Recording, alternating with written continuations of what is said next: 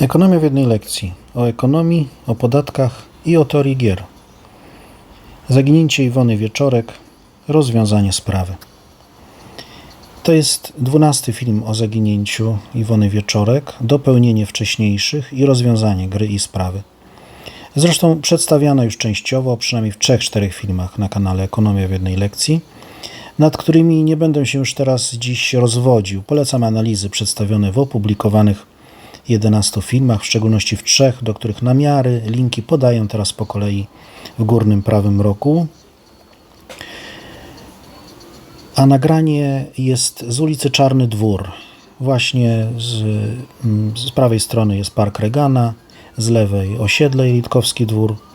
To jest pewnie okolica, w której musiała się wydarzyć tragedia Iwonie Wieczorek. Tak więc polecam analizy przedstawione w szczególności w 3 wcześniej już opublikowanych filmach. Na playliście m.in.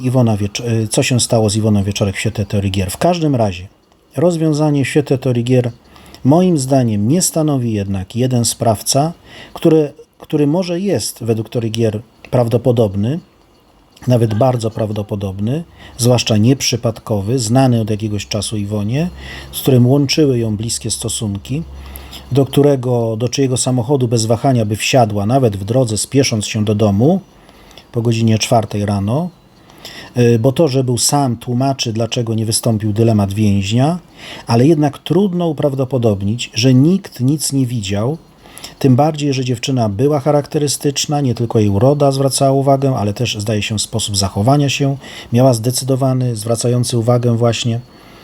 Raczej też w przypadku jednego sprawcy, gdzie nie ma istotnych ryzyk, dylemat wolontariusza nie powinien mieć przemożnego wpływu. Idźmy dalej. Bliscy znajomi, w tym były chłopak i przypadkowa tragedia, w przeciwieństwie do celowej, prawdopodobna. Również dylemat więźnia nie wystąpił z uwagi na silne powiązanie sprawcy, pomocników, współsprawców, ale znowu trudno uprawdopodobnić atak agresji chłopaka w stosunku do Iwony, nawet w odpowiedzi na agresywne jej zachowanie. Ona pewnie tak się zachowywała, więc to nie powinno być zaskoczeniem. Mogło raczej tylko powodować obronę przed jej agresją, ale nie atak, zwłaszcza śmiertelny. A nawet przyjmując takowy tragedię, to jak spowodować, że nikt nic nie wyjawi, zakładając, że ciało się nawet skutecznie schowa. Jednak mało prawdopodobne, że nikt nic nie wyjawi, a już zakładanie, że rodzina ma takie układy w policji, archiwum X, że od lat przy zmianie komendantów, władz nikt nic nie wyjawił, jest przesadne moim zdaniem i nieuzasadnione. I tu dochodzimy do sedna, do rozwiązania. Jedyne spójne i zgodne z teorią gier jest działanie w sprawie zorganizowanej grupy przestępczej.